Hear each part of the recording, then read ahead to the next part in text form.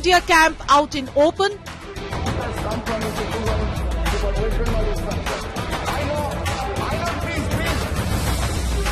TMC SP skip opposition protest outside Parliament.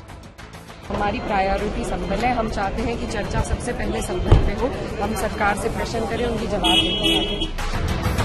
Congress's big Adani climbed down in Sansad. The Congress has made the point to make it clear that there's a whole range of issues. If you listen to the slogans that were being chanted, that wasn't the only one. There were slogans, as you know, about Kisan Virodhi Sarkar, hi, hi. There were slogans about Sarkar ki Tanashahi nahi chalegi, all of it. So there was a great deal going on. Congress's Adani focus, splitting opposition ranks.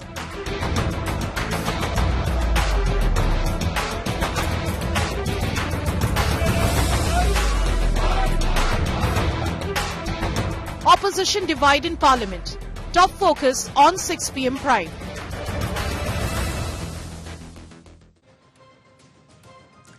Good evening. You're watching 6 p.m. Prime here on India Today. I'm Akshatha Anantagopal, and over the next 1 hour, we'll be getting you all the political action that came in from Parliament today. Yes, you're finally seeing business resuming in the winter session, but what grabbed headlines is, of course, the fact that within the India bloc, it doesn't seem like all is well. The SP and TMC choosing strategically to skip a protest called by the Congress. Now, clearly, there are differences over how their strategy in the winter session is playing out. We'll get you more details on that. Finally, on the 6th day of the winter session of Parliament, we've been seeing some business, some productive discussions and debates.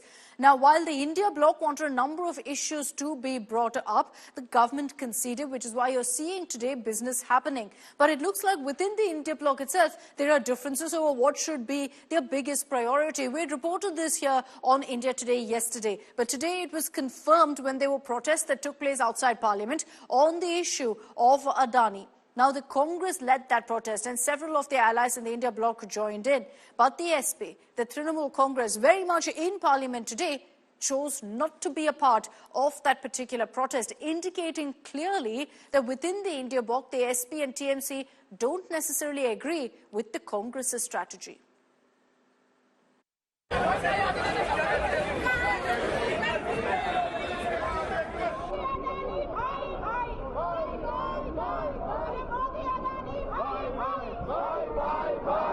The absence of two parties speaks volumes of exactly what's taking place in the India bloc today.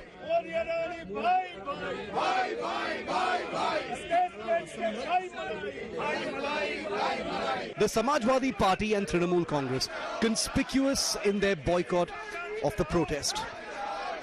Their MPs were very much in Parliament but chose not to be in the protest that had Rahul Gandhi and Priyanka Gandhi in attendance.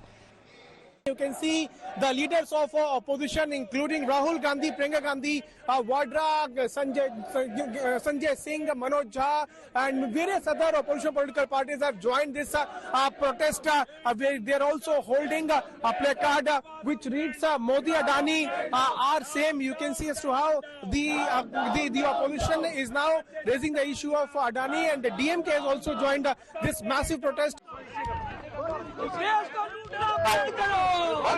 The differences, therefore, are clear. Allies of the Congress don't agree with the Adani narrative and want other issues to be discussed on priority in Parliament.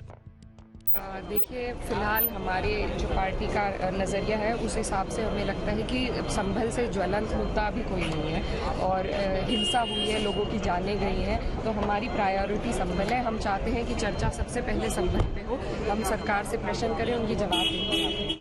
Interestingly, the Congress seems to have climbed down from its Adani stance, saying now that they want other issues to be discussed too.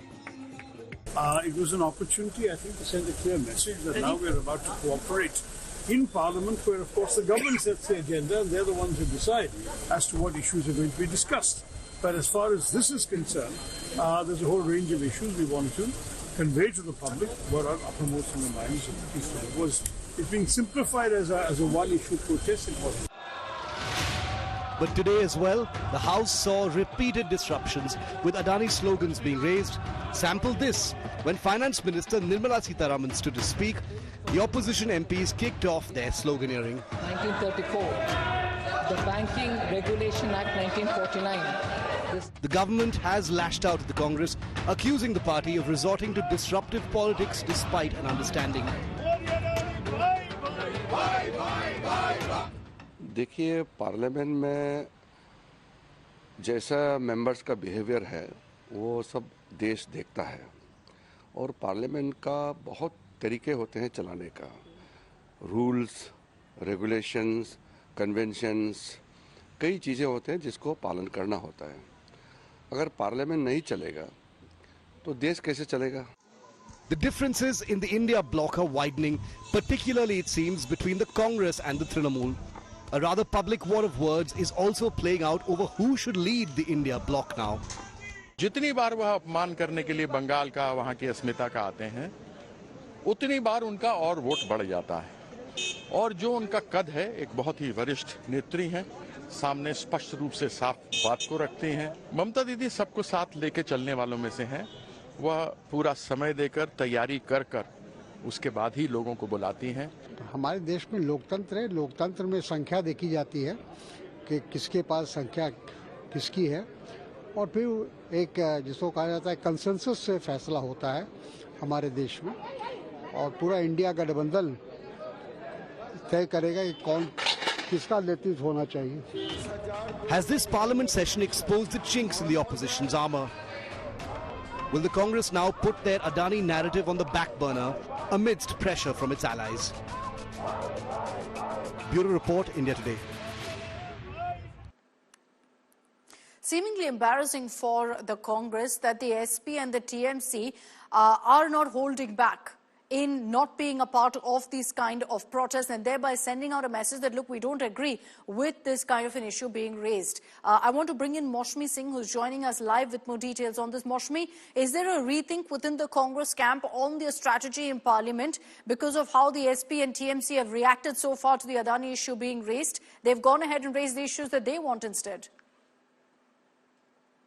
See, clearly, Akshita, perhaps the ambit of agreement has been increased, and earlier the Congress was harping on the Adani issue, making it its ace attack. But clearly, with the chorus being very low as far as the India alliance is concerned, there were other pressing issues that the opposition allies wanted to be discussed, including situation in Bangladesh, including the fact that Sambhal was on a very precarious note as far as law and order is concerned. And that's one reason that now we've seen that there are, the parties have raised several other issues, including Sambhal in the upper house and the lower house, where Ram Gopal Yadav and Akhilesh Yadav were very sharp on their attack. And several notices, in fact, the highest 42 number of notices were seen in the Rajya Sabha that were not only on the Adani issue, but were also on Manipur, also on the crime situation in Delhi and on the pollution issue. So there are a host of issues that the India allies, apart from the Congress, want to rake up. All right. Thanks very much, Maushmi, for joining us with those details.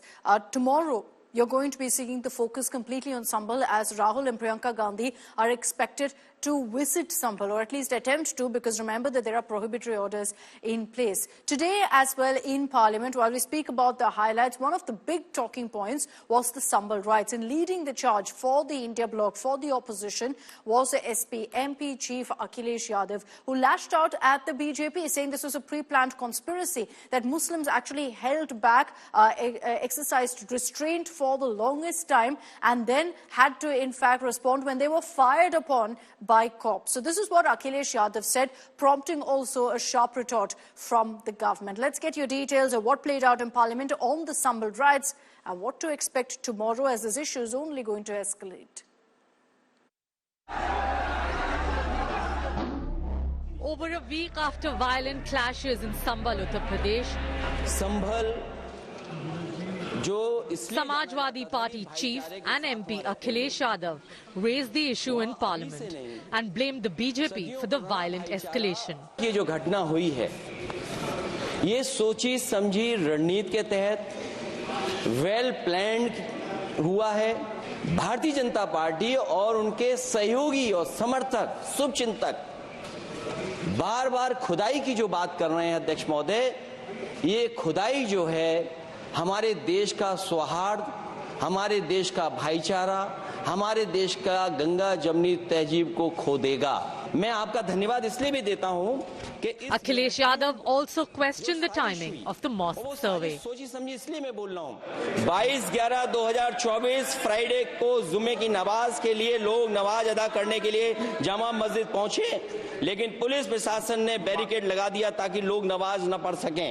29/11/2024 को court की अगली तारीख तय थी, परंतु दिनांक 23/11/2024 की रात पुलिस प्रशासन द्वारा कहा गया 24/11/2024 यानी अगले दिन सुबह को दोबारा सर्वे किया जाएगा, और तानाशाही दिखाते हुए सुबह के वक्त से पहले शाही जामा मस्जिद आ गई। On ground zero Sambal, situation remains tense and prohibitory orders are still in place. Leader of opposition in Lok Sabha Rahul Gandhi and his sister Congress MP Priyanka Gandhi Vadra are likely to visit the restive town on Wednesday.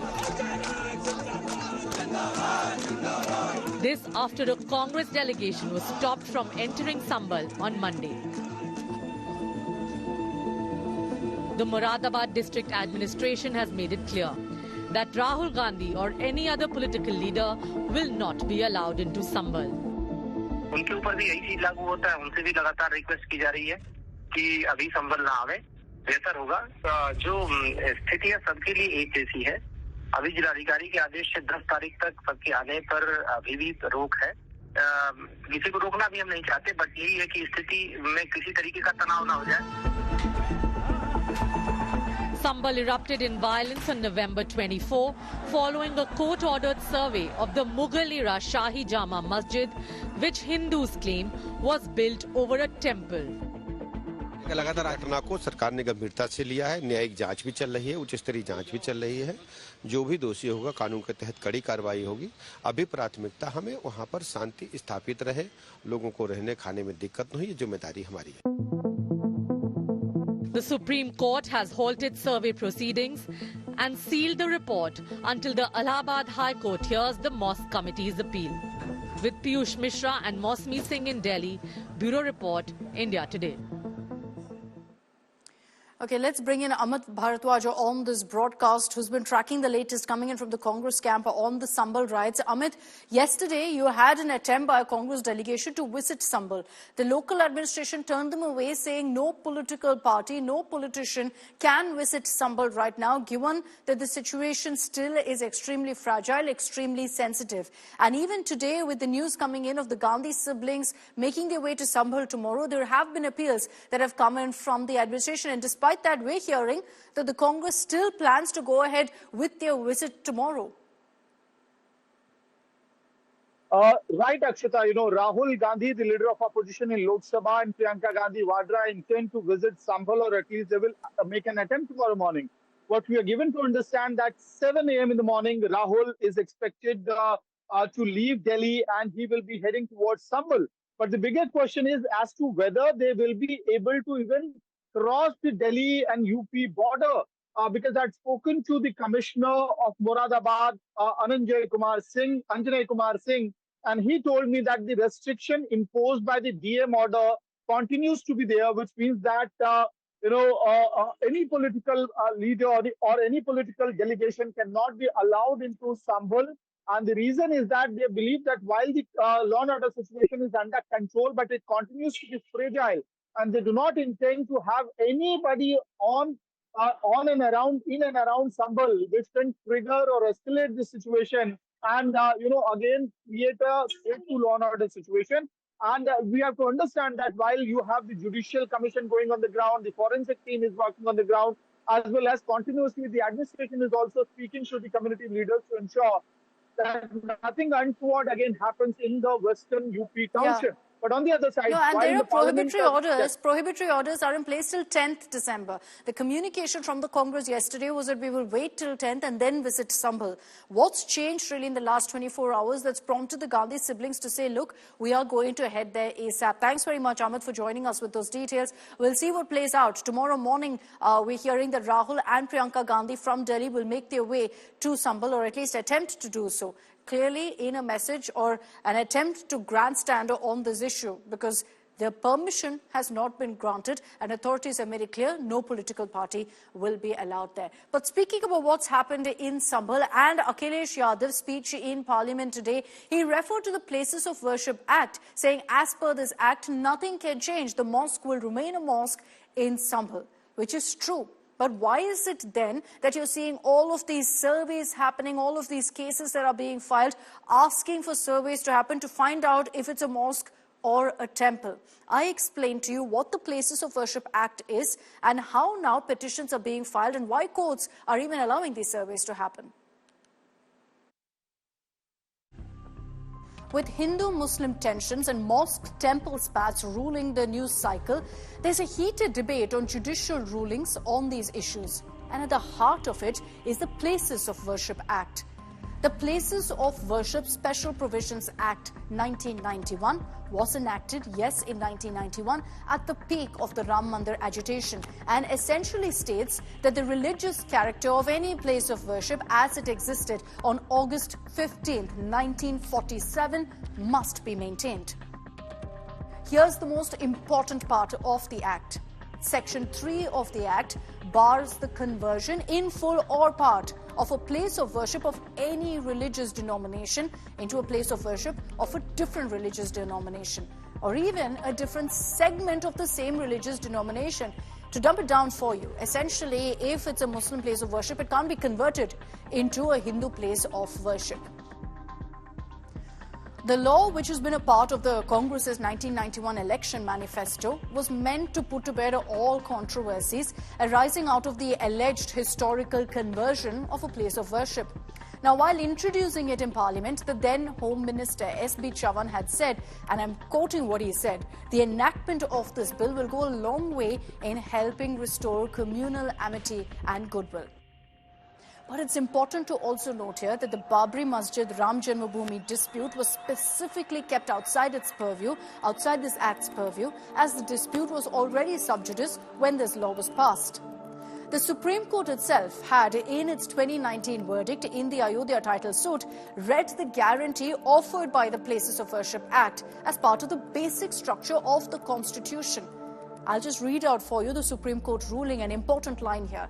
The state has, by enacting the law, enforced a constitutional commitment and operationalized its constitutional obligations to uphold the equality of all religions and secularism, which is a part of the basic structure of the Constitution.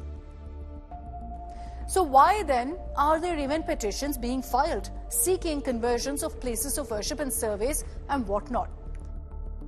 That's because of what happened in the Supreme Court in August 2023. The then Chief Justice D.Y. Chandrachud led a bench which permitted a survey to be carried out at the Gyanvapi Mosque in Varanasi to examine whether the mosque has been built on a temple. So does that essentially go completely against the Places of Worship Act? Not really, because here's what the ex-CGI said. While noting that there could be no conversion of the place, Chandrachud said the structure's original character, as he put it, could always be determined. This essentially means that an inquiry into what the nature of the place of worship was on August 15, 1947 can be allowed, even if that nature can't be subsequently changed because of the Act. But then, it wasn't just Gyanvapi. Later that year, a local court in Mathura admitted a plea seeking the transfer of the land of the Shahi Idgah Mosque in the city to a Hindu trust for the construction of a temple at the Krishna Janmabhoomi, leading to a heightened chorus of Ayodhya Jhaki Hai, Kashi Mathura Baki Hai, which essentially translates to Ayodhya is done, Kashi and Mathura are pending, are next. So while the title suits essentially claiming access or the right to worship in Varanasi and Mathura continue, There's also, interestingly, a constitutional challenge to the Places of Worship Act 1991 that's pending before the Supreme Court. The Apex Court currently has before it 4 separate petitions that challenge the Act itself, that challenge the Places of Worship Act. In September 2022, a bench that was headed by then CJI UU Lalit had directed the government to file a response on its stand within 2 weeks on this issue, on the Places of Worship Act. 2 years on, however, the centre is yet to actually file its affidavit. So even as the Union Government and Apex Court are taking their time on this issue, several pleas have been filed before high courts, before local courts, seeking surveys of mosques. Not to change the place of worship, but to determine what exactly stood there before. In Agra, there's a plea seeking an ASI survey of the Jama Masjid. In Karnataka, a plea seeks a survey of the Jamia Masjid in Srirangapatna. In Rajasthan, a plea claims that a Shiva temple lies below the Ajmer Dargah. Surveys have been conducted of the Jama Masjid in Sambal and of the Bhojshala in Dhar, Madhya Pradesh, and that list goes on. So now that we've told you about the Places of Worship Act and how these surveys are happening, let's just elaborate on the last point I mentioned, which is the number of cases that are currently in court. There are at least 10 such cases right now that's playing out in the courts.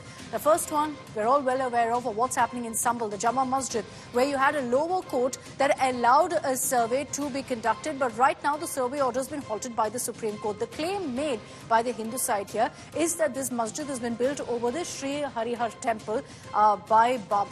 Now the Gyanvapi Mosque in Varanasi. This was in 2023 that the Supreme Court ruled on this, that's allowed all of the surveys to happen because it was allowed in Gyanvapi.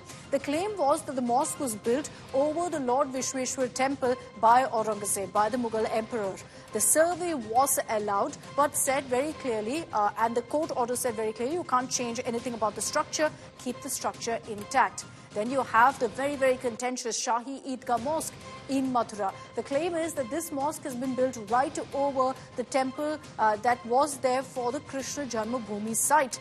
Now, at this point, the hearing is underway in this particular case. The Hindu side says we should rightfully have a temple at the Krishna Janmabhoomi.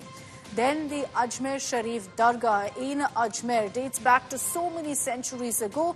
The claim is by the Hindu side that this site was originally a Shiva temple. Right now, this particular case hasn't really been taken up by the court. Notices have been issued on the petition, so we'll have to see what the relevant authorities have to say on this. Now, the Qutub Minar, iconic monument in Delhi. There is a structure within the Qutub Minar which is a mosque, and the claim by some petitioners in this particular case is that it's been built with the ruins of Hindu and Jain temples, of about 27 Hindu and Jain temples. In this particular case, the hearing is still underway, and we'll have to see what really emerges, because this is the iconic Qutub Minar we're talking about. In Bhojshala, this is in Madhya Pradesh, you have the Maula Mosque, the Maula Masjid. The claim is that this masjid was built over the Saraswati temple. The survey was actually allowed over this particular mosque. And so at this point, the hearing is underway because the survey is done, the report yet to be taken up by the court. Let's talk about in Uttar Pradesh, another point of dispute. In Badaयूं, you have the Shahi Masjid. Now, the claim is that this was built over a Nilkant Mahadev temple. At this point, it's in courts. The hearing is underway. We don't know yet if the court will allow a survey or not. Now, in Lucknow, too, there's a masjid that's being claimed as having been built over a demolished Hindu structure. Again, a petition has been filed in this regard. The hearing is underway. We don't know yet if a survey will happen. There are so many. Jaunpur in Uttar Pradesh, you have the claim that a mosque here was actually first a temple repurposed as a mosque by the Tughlaq dynasty. Again, in the courts, the hearing is underway. The Sheikh Chishti Dargah in Fatehpur Sikri of Uttar Pradesh. Now, the claim is originally this was a Kamakhya temple. Notices have been issued on the pleas, after which, once you get responses, you'll see the court take up the issue of whether a survey can be conducted. One very important aspect of this, and remember there was a case even filed over the Taj Mahal, claiming this was originally a temple called Tejo Mahalya, a Shiva temple. This was a claim made, petitions were actually filed, both in the lower court and in the Supreme Court, all of which was dismissed. So even the Taj Mahal has been claimed as that to be a temple earlier and for a survey to be conducted. So this is a long list of cases that are underway right now in court. Some dismissed, in some cases surveys allowed, in some we still don't know what will happen. We will, of course, continue getting you all the updates on that legal front. But in Parliament, besides Sambal, what else was brought up? There was a large discussion that took place on banking reform. Let's get you a roundup of all of the big statements, the big headlines from Parliament today. इससे पहले मेरे ज्ञानी मित्र बोल रहे थे, उन्होंने एक है तो सेफ है कहा। मैं कहूंगा ठीक कह रहे थे। जब recognition of the problem in the banking sector, recognition of the problems in the banking sector, and then recovery and resuscitation, recapitalization of the public sector banks और reforms, जब ये चारों आयाम एक हो जाते हैं तो public sector banks safe हो जाते हैं। I respect your view that you would remove the name of former Chief Prime Minister. Equally, I think quoting Atal Bihari Vajpayee ji in the context of he said she was Durga, we all respect Mrs. Indira Gandhi for her achievements. Of course, we equally remember her for emergency. But I think it is important. Vajpayee ji's name being quoted as though he said Mrs. Indira Gandhi is Durga is contentious. There's no proof. There are enough people who said he has not said that. Therefore, even that statement that Vajpayee ji said this should be equally removed. Our neighboring country, Bangladesh, where the minorities and Hindus are being tortured and being killed. Sir, what we making appeal that let the government of India appeal to United Nations for sending peacekeeping forces at Bangladesh immediately. Our appeal that let Minister of External Affairs come to the Parliament and intimate us at the latest position of Bangladesh, what is happening over there. Whatever decision government of India will take, West Bengal government will stand by the decision. We want to work together. Air pollution सिर्फ दिल्ली का मुद्दा नहीं है, पूरे उत्तर भारत का मुद्दा है। लेकिन क्योंकि एयर पोल्यूशन का सारा दोष देश के किसान पर मढ़ा जाता है, आज मैं उस किसान की आवाज उठाना चाहता हूं। IIT की एक स्टडी बताती है सर कि स्टबल बर्निंग एक कारण है एयर पोल्यूशन का, इकलौता कारण नहीं है। कोई भी किसान जानबूझकर अपनी खुशी से पराली नहीं जलाता, मजबूरी में जलाता। मैं एक समाधान लाया हूं सर, अगर आज हम एक शॉर्ट टर्म सोल्यूशन पंजाब के किसान को या और हरियाणा के किसान को भी 2500 रुपए प्रति एकड़ देते हैं इस पराली से निजात पाने के लिए, तो पंजाब का एक भी किसान पराली नहीं जलाएगा। इसमें 2000 रुपए भारत सरकार दे, 500 रुपए पंजाब सरकार देगी। एक्ट में प्रावधान है, अगर ये राशि निश्चित उद्देश्यों की पूर्ति में खर्च नहीं की जाती तो इसको रोका जा सकता है। पश्चिम बंगाल ने, माननीय अध्यक्ष महोदय, बड़े बड़े कामों को छोटा करके कुछ निश्चित लोगों को लाभ पहुंचाने का अपराध पश्चिम बंगाल की सरकार ने प्रधानमंत्री आवास योजना का नाम बदल के अपना नाम इन्होंने रखने का अपराध किया है। माननीय अध्यक्ष महोदय, उस योजना के अंतर्गत भी अपात्रों को लाभ दे दिया और पात्रों को बाहर कर दिया गया। माननीय अध्यक्ष महोदय, ये राशि दुरुपयोग के लिए नहीं है। Great to see parliamentarians debating and functioning finally on day 6 of the winter session. And remember, Parliament is still on. They're still discussing the banking reform, which is great to see. The last few weeks, we've seen significant developments in the India-China relations. And External Affairs Minister Dr. S. Jaishankar briefed parliamentarians on the progress made in the India-China ties in Lok Sabha. Here are some highlights. The House is well aware of the circumstances leading to the violent clashes in Galwan Valley in June 2020. In the months thereafter, we were addressing a situation that had not only seen fatalities for the first time in 45 years, but also a turn of events serious enough for heavy weaponry to be deployed in close proximity to the LAC. While a determined counter-deployment of adequate capability was the government's immediate response. There was also the imperative of a diplomatic effort to diffuse these heightened tensions and restore peace and tranquility. Disengagement has been achieved in full in eastern Ladakh through a step-by-step process culminating in Depsang and Demchok. With the task of disengagement completed, it is now our expectation that discussions would commence with regard to the remaining issues that we have placed on the agenda. The most recent agreement, the October 21 agreement, comes in the wake of the earlier ones. It completes the first phase of what we had agreed to in Moscow in September 2020. The House is aware that our ties have been abnormal since 2020, when peace and tranquility in the border areas were disturbed as a result of Chinese actions. Recent developments that reflect our continuous diplomatic engagement since then have set our ties in the direction of some improvement. The amassing of a large number of troops by China along the LAC, it is to the credit of our armed forces that despite logistical challenges and the then prevailing COVID situation, they were able to counter-deploy rapidly. Following the October 21 understanding, Prime Minister and President Xi Jinping had a meeting on the sidelines of the BRICS summit in Kazan on October 23.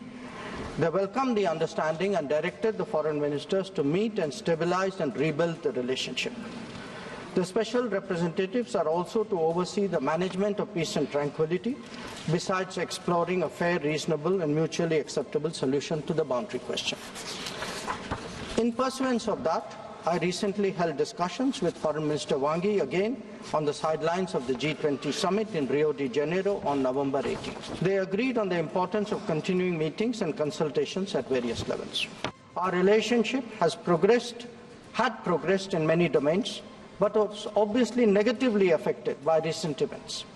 We are clear that the maintenance of peace and tranquility in border areas is a prerequisite for the development of our ties. In the coming days, we will be discussing both de-escalation as well as effective management of our activities in the border areas. The conclusion of the disengagement phase now allows us to consider other aspects of our bilateral engagement in a calibrated manner, keeping our national security interests first and foremost. In my recent meeting with Foreign Minister Wang Yi, we reached an understanding that the special representatives and the foreign secretary level mechanisms will be convening soon.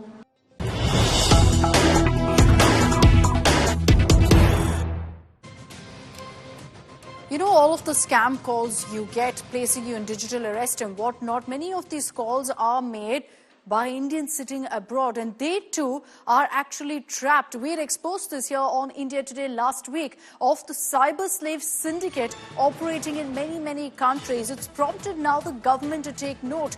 The MEA has assured strict action and said that all these syndicates will be cracked down upon. Many of these cyber slaves, thousands of them, remain stranded in other countries, and obviously the need of the hour is for the MEA to step in and help them out. These are Indians who got duped to the job on the pretext of getting a job, flew out of India only to get completely trapped with no help whatsoever. Few have managed to come back. Many still remain stranded, which is why right now the priority is for the MEA to step in, prompted by India Today's investigative report. जब से हम लोगों को जानकारी मिली है, हम लोग इस पे बहुत ठोस कदम उठा रहे हैं। इस पे आइडेंटिफाई किए जा रहे हैं कि ऐसी एजेंसीज कौन हैं। कंबोडिया और ऐसी देशों पे उनके खिलाफ हमारे दूतावास की तरफ से वहाँ की सरकारों को ये सूचना दी गई है कि इन लोगों के खिलाफ कार्रवाई करें, एफआईआर दर्ज हो, एक्शन हो। उसके साथ साथ जो ऐसे लोग फंसे थे, जहाँ जहाँ हम लोगों को जानकारी मिल रही है, उनको हम लोग वापस ला रहे हैं। करीब 1000 से ज़्यादा लोगों को हम लोग वापस ला चुके हैं। और जो यहाँ पे जो ऐसे एजेंट जिनके थ्रू ये लोग गए थे, जो एजेंट लोग इनको बेवकूफ़ बना के ले गए थे, उनके ऊपर कार्रवाई की जा रही है, उनके ऊपर जांच चल रही है कि ऐसे कौन लोग हैं, कौन सी एजेंसीज हैं, कौन सी कंपनीज हैं, उनके ऊपर भी एफआईआर करके कार्रवाई करने का हम लोगों का काम चालू है। So the perpetrators of all of these call center scams, claiming that your data has been used, you have a FedEx parcel waiting and whatnot, they're also victims of a ruthless human trafficking syndicate. We've gotten you stories now of, in fact, many of these people, for example, of Pradeep Kushwaha from Ghazipur, of how he was trapped as a cyber slave by these syndicates, and many others who are tempted by dubious job offers from what's referred to as the Golden Triangle. Take a look at the India Today investigative report that's prompted the government now to crack the whip.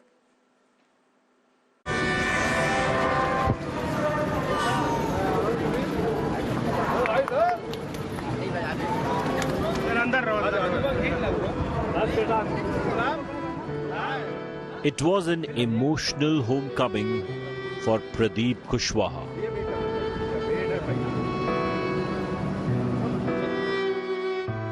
The engineering graduate from Ghazipur reunited with his family recently after enduring months of cyber slavery and torture in Myanmar.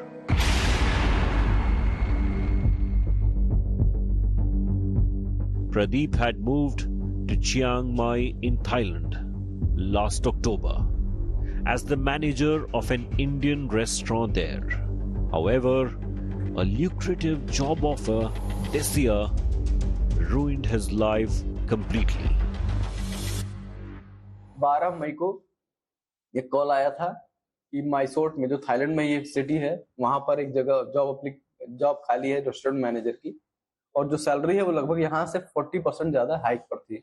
मुझे लगा कि मुझे change करना चाहिए, तो उस particular location पे जहाँ पर उन्होंने बताया था मैं जाता हूँ इंटरव्यू देने। तो वहां पर इंटरव्यू जब लोकेशन पे पहुंचता हूँ तो वहां पर फोन आता है कि आपको दूसरी लोकेशन पे, मतलब आपके पास एक गाड़ी आएगी, वहां से आपको दूसरी लोकेशन पे ले जाया जाएगा। जैसे ही मैं उस गाड़ी में बैठता हूँ, उस गाड़ी में 2 गनर होते हैं जो मेरा किडनैप कर लेते हैं, और उस गन पॉइंट पे मुझे वहां से लगभग म्यांमार का बॉर्डर था 40-50 किलोमीटर, वो लोग मुझे वहां लेकर जाते हैं। फिर वहां पर एक नदी क्रॉस करते हैं, नदी क्रॉस करने के बाद एक स्कैम इंडस्ट्री होती है, वहां पर मुझे लेके जाते हैं। In Myanmar, Pradeep was confined in a gated building complex where Chinese supervisors and armed guards forced him to carry out online scams targeting people across India, Europe and the Middle East. और फिर उसके बाद उन्होंने मुझे बेइंतहा मेरे साथ torture किया जाता है, मुझे मारा पीटा जाता है, करंट दिए जाते हैं। मेरे पास कोई ऑप्शन नहीं था, मैंने भी वही जो उन्होंने जैसा बताया वैसा काम करना मैंने शुरू किया। Pradeep was upset that he was being forced to cheat people, especially his own countrymen. In desperation, he made secret videos of his plight and sent them to his family and the Indian embassy in Myanmar, begging to be rescued. मैंने Thailand embassy भी बात किया, लेकिन वहां से कोई response नहीं मिला मुझे। अच्छा, उन्होंने मना कर दिया कि हम आपकी मदद किसी प्रकार से नहीं कर पाएंगे।